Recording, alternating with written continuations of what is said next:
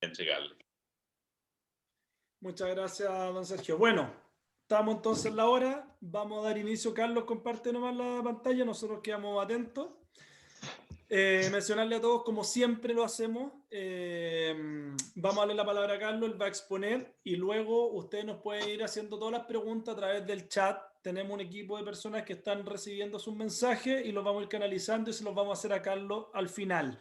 Ya, si nos sobra más espacio, incluso podremos abrir un poco más algunas preguntas, pero siempre ajustándonos, ojalá, a la hora para que no se aburran y sigan viniendo a este tipo de actividades. Así que, sin más, Carlos, te dejo la palabra. Solo darle la bienvenida a cada uno de los dirigentes y dirigentes que están hoy día presentes. Y Carlos, la palabra es tuya. Muchas gracias, como siempre, por toda esta ayuda que nos das. Gracias, Álvaro, por esta invitación. Buenas tardes para todos ustedes. Nos vamos a concentrar hoy día en dos temas, pero dentro de un contexto. Nos vamos a enfocar en dos proyectos de ley que, como tienen iniciativa en los diputados, se llaman mociones, y una de ellas es la duración y la discusión de la jornada laboral, que ingresó recién hace 2 semanas atrás, y que es de una gravedad de verdad y de un desconocimiento de parte de los diputados sin límite. Y la segunda, que ya tiene bastante tiempo, pero que ahora la agilizaron, que es el cambio de la norma de gratificación, y tomando ambas en conjunto, el daño que se causaría realmente es muy significativo. Bien, entramos en materia. Dame un segundito, ahí sí. En el estudio del día sábado, ustedes pudieron ver estos recortes que están aquí. Ricardo Meiwes, actual presidente de la Cámara Nacional de Comercio, se quejaba profundamente de este proyecto de las que él llama 38 horas, que vamos a explicar que son 34, porque esto atendía la crisis social que hubo con el estallido delincuencial, con el COVID después, era el pésimo minuto. Y eso es verdad que es un pésimo minuto, pero el proyecto es malo en sí, por lo que vamos a explicar en un segundo más. En lo que era una de las editoriales del día sábado, salía que estamos en una silenciosa crisis laboral. Yo la siento en realidad como unos parlantes a todo lo que da esta crisis laboral, y no hemos sido capaces de percibir y de reaccionar con lo que nos está pasando. Y finalmente, un problema que tenemos con el tema laboral para que podamos contar con los colaboradores y esta mezcla rara que vamos a tratar de entender por qué se está dando y cuál es el problema que tenemos con este tipo de emociones. ¿Cuáles son los desafíos de hoy día? Primero, tomar la iniciativa de los temas de interés público. Vamos a ver cómo.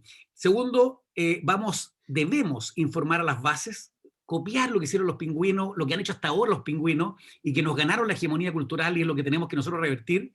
Tercero, ser actores de la norma jurídica. Y aquí entramos de frentón a estas dos mociones. Y cuarto, vamos a analizar la estadística que entregó el INE el día 30 de junio, recién ahora, respecto al tema laboral, que de verdad que es para asustarse y la vamos a ver en detalle. Partamos. Perdón, antes de partir al concreto, quiero 4 hitos hacerles recordar. Cuando el Colegio Médico quiso hablar de su cortocircuito epidemiológico, la multigremial, también con otras organizaciones de PYME, reaccionaron. Esto se logró una reunión estupenda con 140 organizaciones, y lo que se logró fue que separara el Colegio Médico. Todo lo que había sacado adelante lo había llevado y lo había logrado imponer. Este fue su primer fracaso. Y fue su primer fracaso porque estaba infundado, y lo que hicieron las pymes, cuando se unieron las pymes, fue ir a discutir un tema específico del Colegio Médico y lograron revertir ese cortocircuito que habría sido el desastre para las pymes. Si ustedes ven las cifras de hoy día, son las cifras más bajas que hemos tenido. El nivel de contagio lo tenemos, pero en el suelo. Por lo tanto, habría sido sin explicación alguna haber llevado adelante esas 3 semanas en actividad total en el país, sin distinguir ciudades que estaban bien, ciudades que estaban mal. La idea era para todo el país, no tenía ninguna lógica, pero cuando los gremios se unieron, lograron parar en esa jornada maravillosa esa presión indebida que estábamos sufriendo. Les recuerdo que en febrero de este año, el Servicio de Impuestos Internos dictó la resolución 14, por la cual echaba por tierra todo lo que habíamos logrado respecto al régimen tributario transparente. Nos obligaba a llegar a un registro que no correspondía a la ley. Los gremios se pusieron firmes, presentamos una acción administrativa, dejamos sin efecto la circular 14, el resultado fue que se dicta una circular 15 en que se dice que la anterior no vale y que los pymes si quieren la cumplen o si quieren no cumplen lo anterior, que ya no era una obligación. En el ingreso mínimo, estaban listos para fijarlo en 576.000 pesos cuando entraron las pymes, sale la CPC, entran las pymes a esa mesa, la CUT, que había hecho lo que había querido en esa mesa, no logra imponer sus posturas y acaban de aprobar 337, que es un precio que, atendía las condiciones desastrosas que tenemos de la economía, tiene explicación, sobre todo para el mundo de la microempresa. Entonces, cuando uno entiende estos fenómenos, se da cuenta que el desafío es que actuemos juntos para que no permitamos malas medidas para el país. Y vamos con las malas, estas dos pésimas medidas, que es la moción 14.451-13, que es duración y distribución de la jornada laboral. En azul, ustedes ven ahí quiénes son los diputados que presentaron esta moción. Y cuando ustedes comparen esos nombres con la Comisión de Trabajo de la Cámara de Diputados, se dan cuenta que son los mismos. Por lo tanto, lo aprueba la sala, la admisibilidad, pasa a la Comisión Laboral de la Cámara de Diputados, pero como son ellos mismos los que la presentaron, adivinen lo que nos va a pasar en unos poquitos días más. Vamos a tener una aprobación por parte de la Comisión Laboral de este pésimo proyecto legislativo, por lo que vamos a ver en un segundo más. ¿Qué es lo que hace este proyecto? Hace modificaciones al Código del Trabajo y en su artículo 21 del Código elimina una palabra que es crítica, que la jornada es cuando efectivamente se está prestando la función. Cuando uno habla de un contrato de trabajo, habla de tres cosas: trabajo personal, dependencia y subordinación. Y lo que cuando está en esta mezcla de los elementos, se produce un contrato de trabajo, esté el documento o no esté el documento, pero la efectividad del trabajo es de la esencia del contrato de trabajo. Y le están eliminando a ese artículo 21 el efectivamente. Entenderán ustedes la lluvia de conflictos que vamos a tener si es que eliminan esa palabra. Segunda, quedaría en todo caso el artículo tal como está escrito abajo de donde está en amarillo y rojo, artículo 21. Segunda modificación. En el artículo 22, en el inciso primero, modifican la palabra 45 horas a la semana y aparentemente la fijan en 38. Pero por una norma que vamos a ver en un segundo más, en realidad está en 34. Entonces, tenemos que comparar las 45 horas que tenemos hoy día con las 34 y nos da un 24,44% de disminución. En los países, el documento que les va a mandar Álvaro de la Comisión de Productividad, analizan todos los países que lo han hecho en el mundo. Nadie ha hecho la estupidez de bajar la jornada así en periodos de crisis económica. Los países que lo han hecho gradual, en mucho menor monto, y lo que ha significado que de esa forma tiene alguna lógica porque se aumenta la productividad, no 100%, pero se aumenta. Pero aquí nos están planteando esto en el peor minuto para plantearlo. En el artículo 22 de la duración de la jornada, entonces quedaría que no excederá de estas 38, y nosotros decimos ahí en rojo 34 horas. ¿Por qué? Porque hoy día la media hora de tiempo para almorzar no se contabiliza dentro de la jornada laboral. Y nos están cambiando esto por la media hora se transforma en una hora, pero nos dicen que esa hora sí se computa dentro de la jornada. Por lo tanto, como se computa dentro de la jornada, en términos prácticos, lo que tenemos que comparar son 45 horas versus 34, que es lo que nos van a llevar. Hay una graduación pero en el tiempo, pero ya vamos a ver cómo funciona. El artículo 28 se modifica en que, y este es otro de los grandes cambios, en que hoy día no puede tener la semana menos de 5 días y no más de 6. Y se cambia al 4. Y uno dice, pucha, qué bueno. Por fin, algo que dé flexibilidad a las relaciones laborales. Pero resulta que eso no es así. Porque cuando uno sigue viendo cómo opera en contexto de esta modificación, si yo tengo 38 horas, sabiendo que estas 4 de estas no las puedo trabajar, cuando tengo 38 y las trato de meter dentro de las 40 horas, me agregan que este tipo de régimen no podrá acordar con el trabajador jornada extraordinaria. Por lo tanto, en la práctica, si yo trato de cuadrar estas dos cosas, me va a dar una jornada de 4 días para poder no excederme de la jornada, pero no solo eso. Me dicen que si esa jornada es de 4 días, tendré que contemplar el descanso de los otros 3 de manera tal que incluya los sábados y los domingos. Por lo tanto, van a ser viernes, sábados y domingo, o sábados, domingos y lunes. Entonces, traten ustedes de pensar, de visualizar su actual esquema de trabajo con este tipo de normas. En el artículo 45 hay un sueldo variable, en definitiva, que cuando uno está parte fija y parte variable, se toma un porcentaje y se aplica respecto a los días que no están trabajados. Cuando eran 6 días tenía lógica el séptimo día y así funcionaba. Cuando era 5, el 6 ya costaba un poco más, pero ahora resulta que el promedio de los 4 días de variables los voy a tener que financiar para los 3 días que me quedan. Entonces, cada vez el impacto que tiene esta norma es mayor y se va a complicar tremendamente su utilización. Segundo. Se establece una norma transitoria que primero baja, si se aprobara el año 2021, el 1 de enero del año 2022, sería que bajaría de 45 a 40 y al 5.º año de la publicación de la ley bajaría a los 38 horas. Es decir, al final tendríamos estas 34 horas y en el medio tendríamos 36 horas como resultado final de esta modificación. Entonces ahora, piensen ustedes, los que son del comercio, qué van a tener que hacer para calzar sus jornadas de trabajo con estas normas que les acabo de explicar en el peor minuto. Piensen los guardias de seguridad que están cuadrados y ya no va a ser posible. Piensen los conserjes de los edificios, en la actividad agrícola, la atención a pacientes. Piensen en los centros hemofílicos. Miren, piensen lo que significa tratar de cuadrar este círculo. Va a ser realmente imposible. Restaurantes van a tener un poco más de flexibilidad porque tienen una ley propia. En los hoteles nuevamente va a ser un tema de mucha dificultad. Mal proyecto, ustedes van a recibir un documento, Álvaro me dice que lo va a resumir, podríamos mandarlo completo. ¿Alguien está? Erika, ¿parece Álvaro? Ahí sí. Vamos a tratar de, aparte del resumen que les va a mandar Álvaro, nos interesaría que, si de ser posible, ustedes leyeran un trabajo realmente estupendo de 100 y tantas páginas que hizo la Comisión de Productividad, que está trabajando desde el año 2019 hasta la fecha en esto. Y lo que hace es recoger todas las experiencias del mundo, donde ha habido disminuciones de jornada, el efecto y cuándo se ha producido. Y ustedes se dan cuenta que Chile no está ni en el minuto, ni en las condiciones de poder hacer esto, y lamentablemente nuestros legisladores no se asesoraron adecuadamente y no entendieron el problema que nos van a ocasionar. Segunda moción, la 13.240, que es aquella que cambia el sistema de participación con el objeto de mejorar la distribución de la riqueza.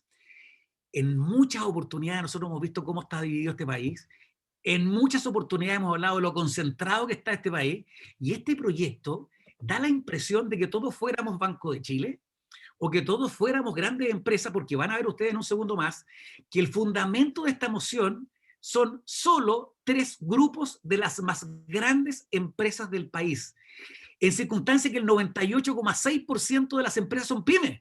Entonces hacen un proyecto de ley pensando en los grandes, pero grandes empresas, olvidando la realidad de cómo están distribuidas las empresas de este país.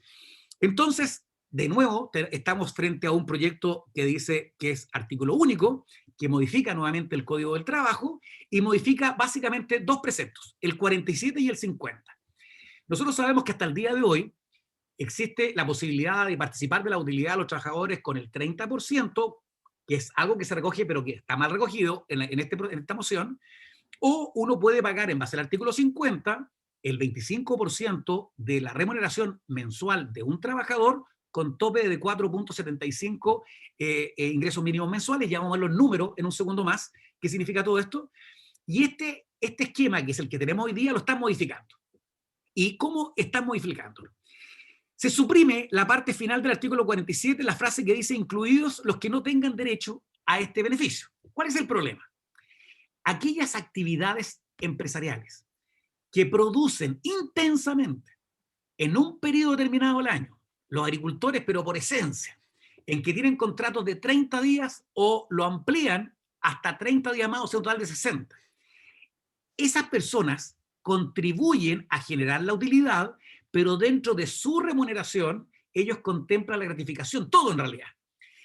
Entonces ahora, al eliminar incluidos los que no tengan derecho, en castellano significa que va a haber que retribuir a los trabajadores permanentes aquella parte que les habría correspondido a estos trabajadores de 30 días o 60 días, lo que económicamente no corresponde, puesto que lo que procede es que uno remunere a esos trabajadores incluyéndolo todo, por eso que tienen mejores rentas.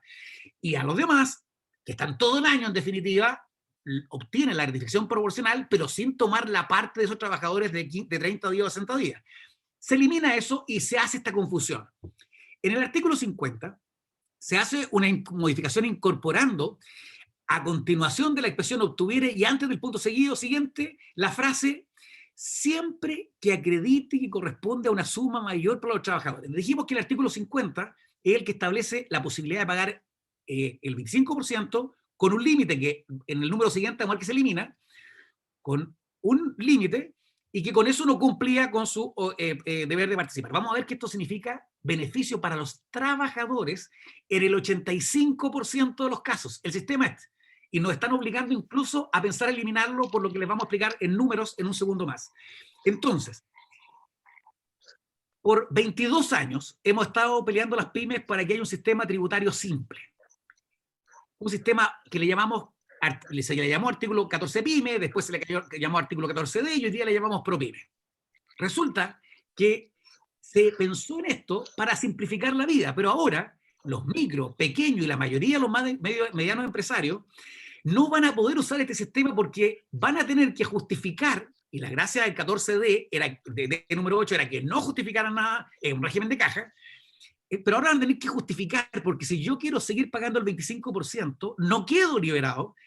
Además, como dice el número 2, se suprime aquella parte que le ponía el techo de las 4.35 ingresos mínimos mensuales, y por lo tanto, lo que me están obligando en definitiva es a irme al artículo 47 con todos los problemas que ello conlleva, y en el caso de los microempresarios y muchos de los pequeños que quedaban ya cubiertos, va a ser tal locura que si ya me van a obligar a hacer el artículo 47, para eso discrecionalmente entonces no voy a ratificar en lo que era hasta el día de hoy el artículo 50. El problema aquí básicamente es que hay una falta de oportunidad y de realismo. Esta moción no entiende el momento que estamos viviendo ni las condiciones que estamos viviendo. Lo que es peor, vamos a verlo al final de esta conversación, que hace unos días atrás sale el informe del INE, el día 30 de junio, y nos dice que la informalidad laboral subió y ahora estamos en el 20,1%. Esos trabajadores informales no tienen ni siquiera contrato. Por lo tanto, están pensando en esto, tomando el ejemplo de ese 1%, o a lo mejor 0,1%, aplicándoselo a los que son formales, con el problema que significa, y dejando fuera ese 26,1% de los informales. Esto no tiene presentación. Se les olvida a estos señores diputados que las pymes del año 90, que tenían el 25% de participación, el año 2020 bajaron al 13,07%, o sea, ya tenemos un 52% de menor venta, todo el segmento del 98,6%. Y se les olvida que esto lo que va a producir al final es un aumento del desempleo con los problemas que reconoce toda la doctrina del problema de la informalidad y el problema del desempleo. ¿Cuáles son los argumentos que dicta esta moción? El primer dice que en Chile estamos con uno de los países con mayor nivel de desigualdad. Y eso es verdad. Nadie se los va a cuestionar. Pero la pregunta es otra. La pregunta ¿es la gratificación la solución de este problema? Y tenemos que reconocer que para el 98,6% que son las micro, pequeñas y medianas empresas no lo es. Tenemos que decir que para el 1.000.000 de personas que todavía tenemos cesantes, que no hemos logrado que recuperen el trabajo que tenían al año 2019, para ellos no es solución. Si ellos son informales, no tienen. Para los desempleados tampoco es solución, porque ellos ni siquiera tienen remuneración. Entonces, diagnostican bien un problema, pero a la hora de solucionarlo, equivocan medio a medio la forma que están planteándolo. Segundo argumento. Señalan que hay un porcentaje mucho menor de utilidades que se pagan a los trabajadores. O sea, están diciendo que el 25% de la remuneración con tope de 4.75 ingresos mínimos sería menos de lo que les correspondería. Vamos a ver cuál es el ejemplo que dan en un segundo más, porque básicamente es los bancos, las compañías de seguro y las sanitarias. Bueno, obvio que ahí está el problema, pero es que a ninguno de ustedes es dueño de ninguna de las tres entidades a las cuales estos señores diputados tomaron como ejemplo. Por lo tanto, de nuevo la respuesta. ¿Esto es verdadero o falso? Bueno, para el 98,6% es falso de las empresas, las pymes. Para el 1.000.000 de personas que están informales es falso, porque a ellos no les va a llegar nada. el 100% de cero es cero, y a los desempleados exactamente lo mismo es falso. El tercer argumento es que en el sector bancario se reparte menos del 1% y por lo tanto ese sería suficiente argumento para esta moción. Bueno, ¿y dónde estamos el 98,6%? ¿Dónde está el millón de informales? ¿Y dónde están los desempleados? En los bancos no están. Claramente no los van a encontrar, por lo tanto la solución no está ahí. El cuarto y último elemento, que la solución para todo esto serían las modificaciones que hemos señalado, en definitiva, artículos 47 y 50, y a esas personas que tenían contrato a 30 días o que tenían una prórroga que no excediera 60 días, ahora esa plata se la van a entregar a los trabajadores de planta.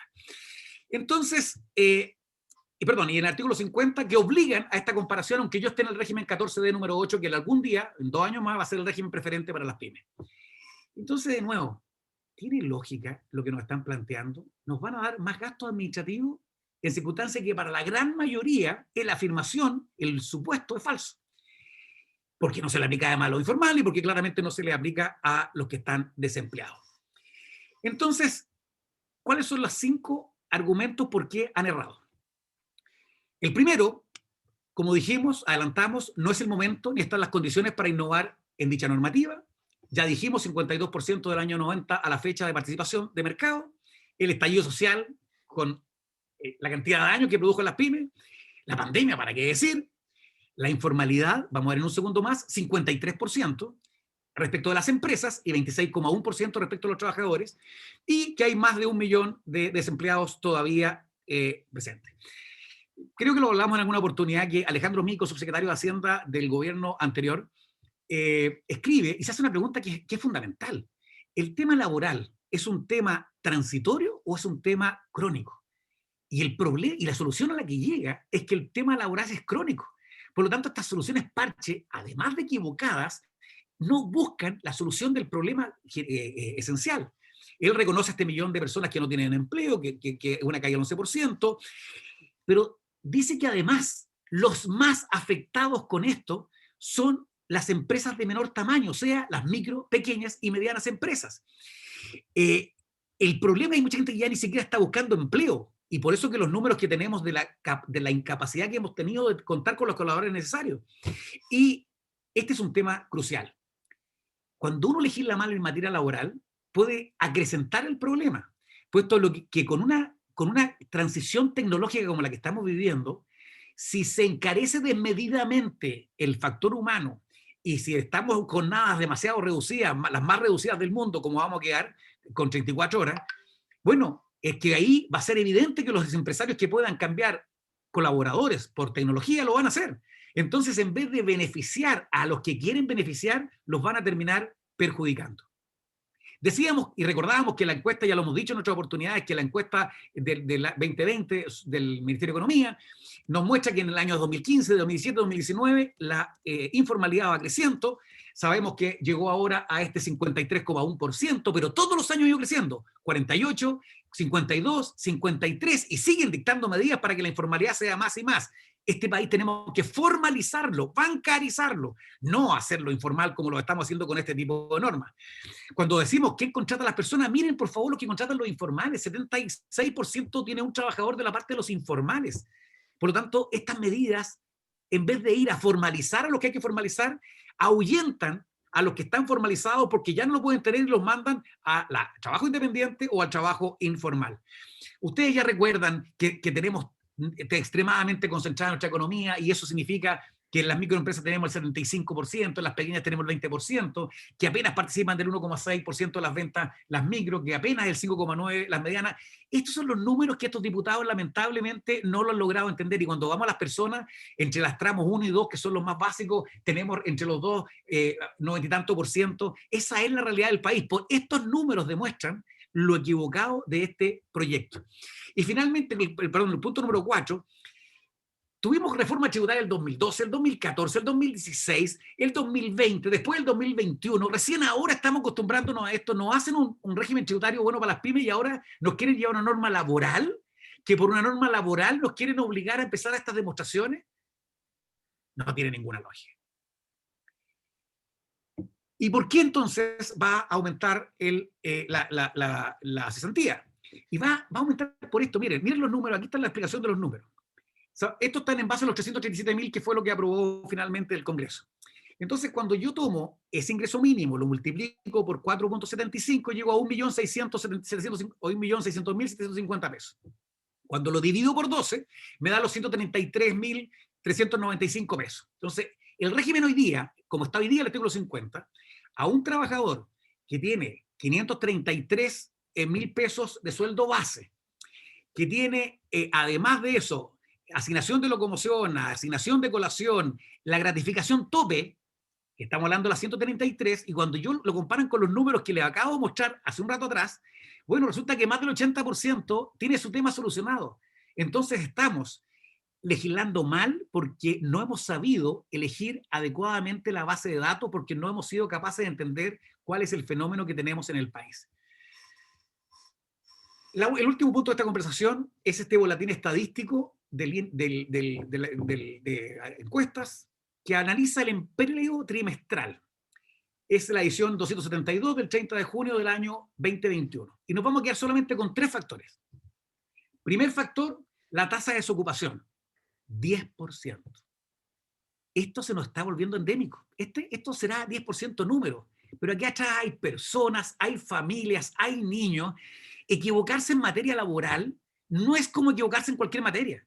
Cuando uno se equivoca en materia laboral y cuando un legislador legisla mal en materia laboral, está castigando a esas familias y a esas personas que están detrás de ese número de las 10. Pero no se queda ahí. Cuando uno ve, analiza la fuerza de trabajo, los juegos ocupados, los informales, 2 millones de personas. Cuando uno ve los desocupados, 897.000 personas. Cuando uno ve los inactivos, equivocarse en materia laboral es una irresponsabilidad y los gremios tienen la obligación de levantar su voz en esta materia. Y el último número que aparece ahí es la informalidad laboral, que ya habíamos anunciado que era un 20,1. Y por lo tanto vamos a citar a 2 personas.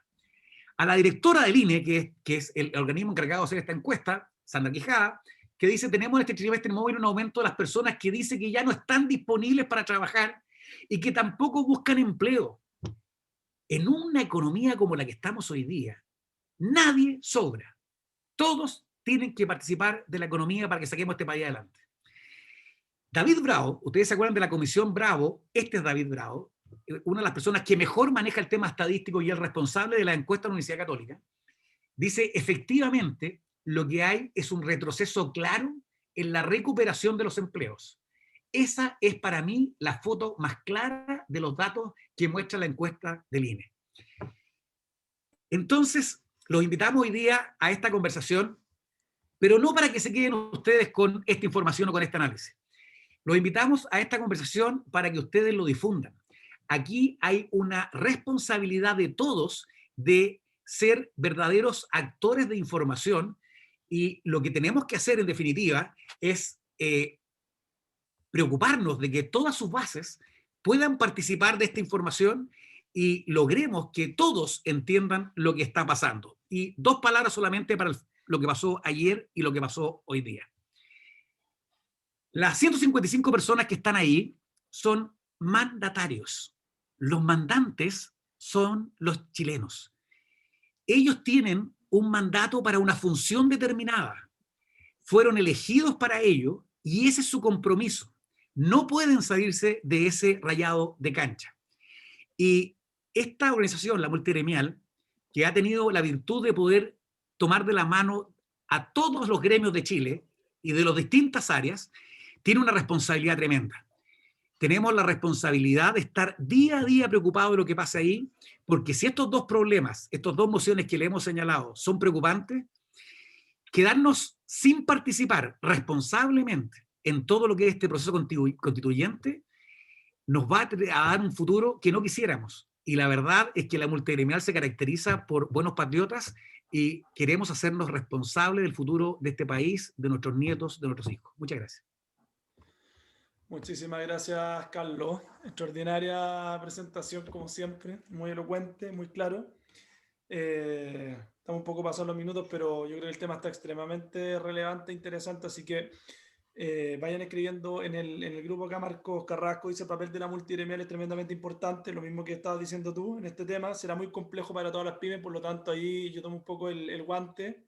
Es muy relevante la coordinación que podamos hacer, y durante esta semana les vamos a hacer envío también de un texto ya adjunto a todos los documentos, para que cada uno de ustedes pueda enviárselo a su parlamentario en la zona, ya un poco diciéndole del mal que genera este proyecto en caso de que avance a la micro, pequeña y mediana empresa nacional. Tenemos que empezar a influir un poco más, ¿cierto? Y a poner nuestro punto de vista. Arturo Asadre, Antofagasta. ¿No cree usted que, pregunta para ti, Carlos, ¿no cree usted que dentro de los informales existen un número importante de los llamados emprendedores, lo cual denominan así a un número de microempresas con ayuda del Estado de 500.000 pesos? Es un chiste. Van a seguir informales. A los establecidos no le dan nada. 1 millón no alcanza ni para combustible, dice Arturo.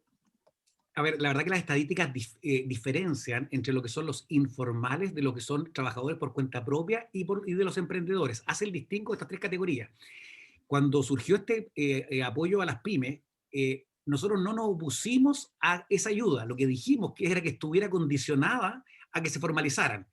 Eso no se logró en ese minuto determinado, pero la multigremial va a seguir presionando, porque no tiene ninguna lógica hacer ese tipo de ayuda a personas que quieren estar al margen de lo que es la responsabilidad de todos, y por lo tanto tienen que estar vinculadas con que las personas se formalicen. Gracias, Carlos. Ramón Mariano levantó la mano. Ramón, puede habilitar tu audio si es que querés.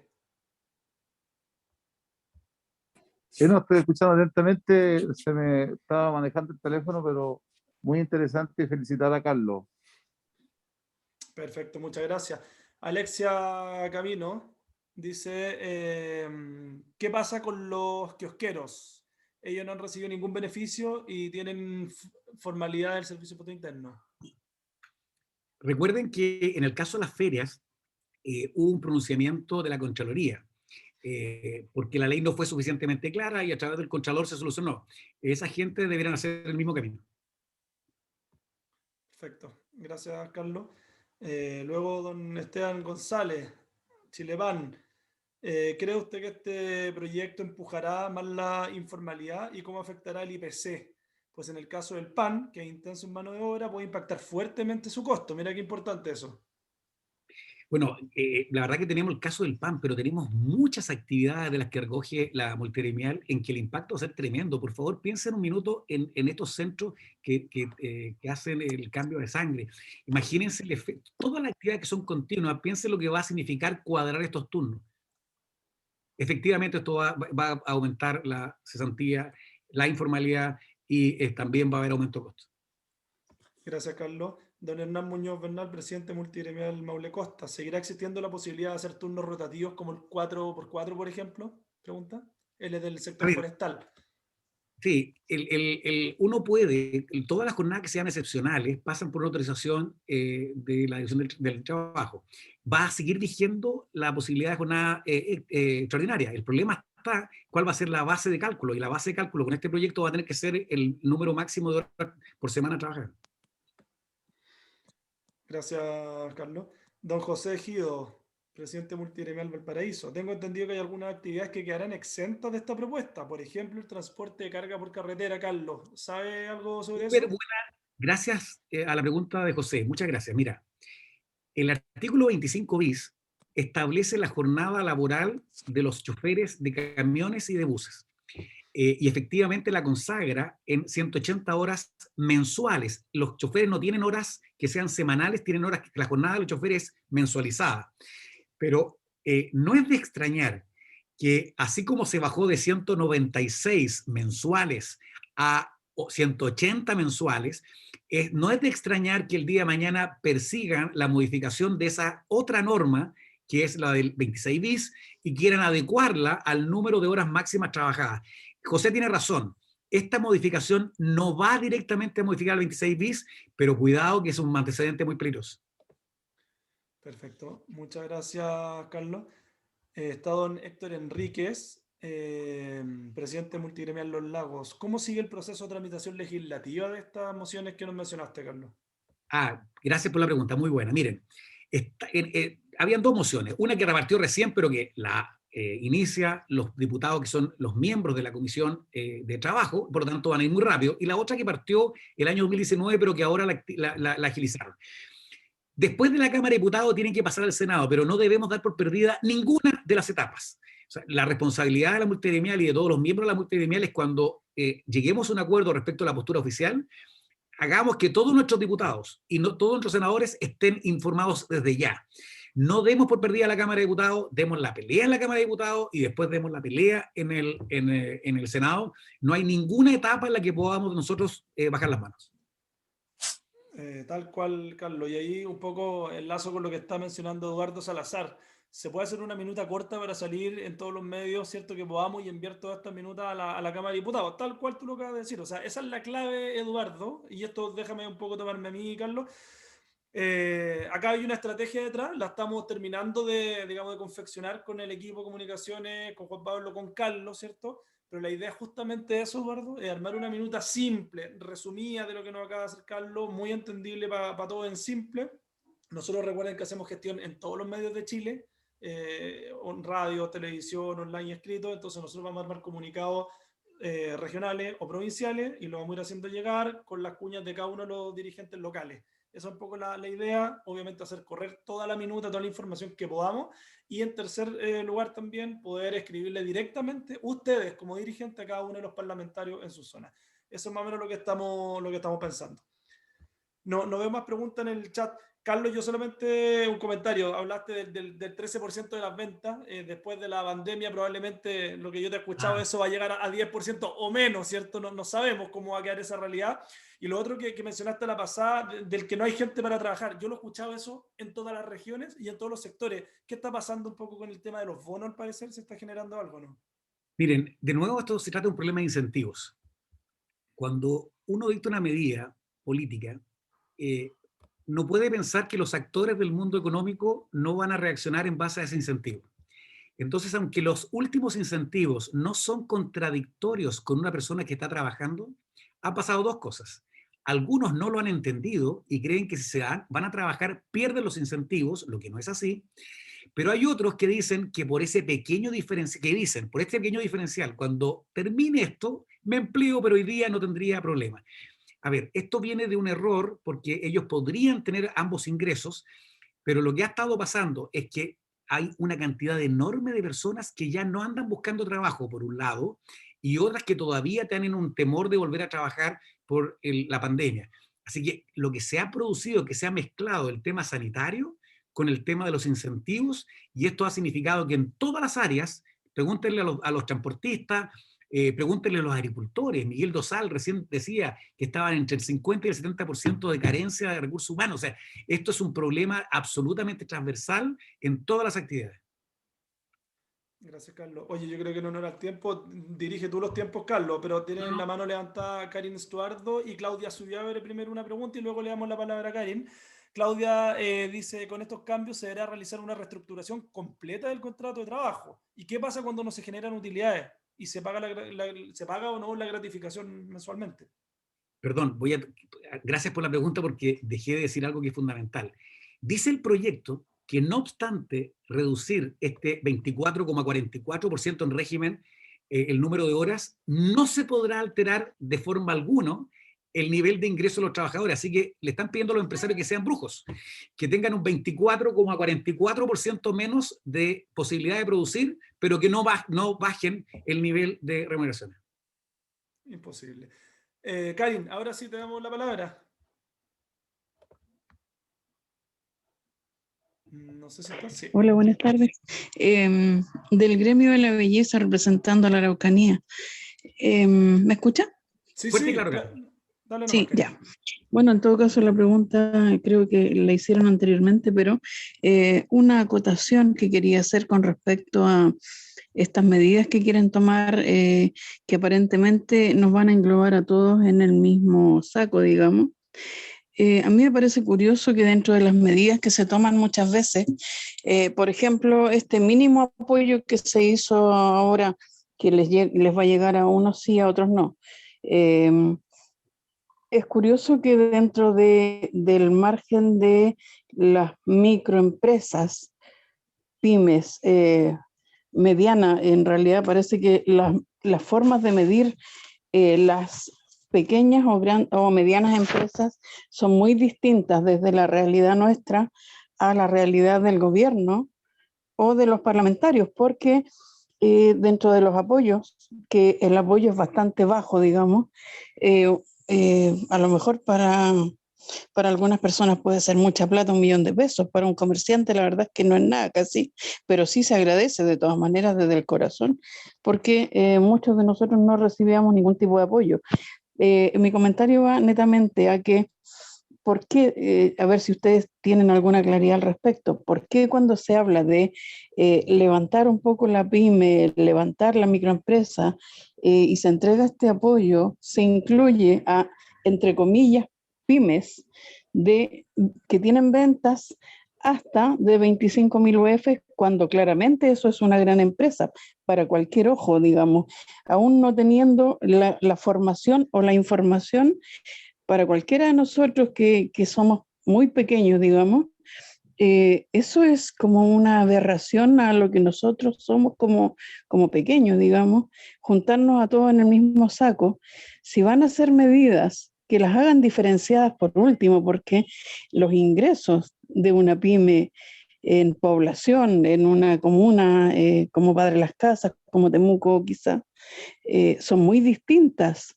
O sea, yo creo que juntando a todos los comerciantes de Padre y Temuco, vendemos 25.000 UF. Entonces, no sé si ustedes tienen claridad respecto de estas leyes.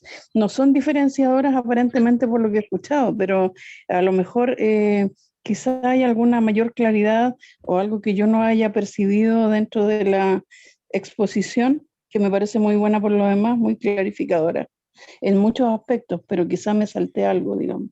Gracias, Karin. Un saludo para todos. Solo decirle a Karen que eso está por ley, la 20.416, hace los cortes en 2.400, en 25.000 y en 100.000 unidades de fomento, y por lo tanto lo que hicieron en esta oportunidad fue solo recoger una ley del año 2010 que dictó la presidenta Bachelet en su época, la 20.416, así que esos cortes venían detrás. Perfecto. Bueno, Carlos, yo creo que estamos en la hora. Alejandro, te vamos a dar la oportunidad, la última persona que habla, pero por favor, cortito. Alejandro, Sí, cortito. y con esto nos vamos. Alejandro Casarante, mira, entré un poquito tarde, así que no sé si lo dijo. ¿Esto también incluye al Estado, a las personas que trabajan en el Estado, o solamente a las empresas privadas? Si fuera el Estado... ¿Ah? No, esto es solamente para los privados porque es una modificación del Código del Trabajo, que es el sector privado del trabajo. Ya, muchas gracias. Listo. Muchísimas gracias, Alejandro. Muchísimas gracias, Carlos. Como siempre, muy agradecido. Estimado a todos los que no alcanzaron a hacer preguntas, como siempre, toda disposición en el chat, ¿cierto? De la Multigremial Nacional, en los chats regionales y también, obviamente, nuestros mails siempre abiertos para ustedes para que nos puedan escribir y vamos a solucionar todas las dudas. Les recuerdo nuevamente, vamos a subir la presentación de Carlos, el otro documento que es un poco más extenso, estamos tratando de hacerlo un poco más breve. Y también este link va a quedar a su disposición para que puedan verlo de nuevo o enviárselo digamos, a sus conocidos o a la gente de su empresa. Así que nada más que agradecerles la presencia y Carlos nuevamente la participación. Que esté muy bien, gusto verlo. Muchas gracias a todos, hasta luego. Gracias, buenas noches. Chao. Muchísimas Buenas gracias, noches a saludos, todos. cuídense. Buenas Chao, noches, chao. Carlos. Gracias, buenas Muchas noches. Chao, gracias. Hasta luego. Buenas noches, gracias. Buenas noches. Buenas noches, muchas gracias. Buenas noches, muchas gracias. Buenas noches. Buenas noches.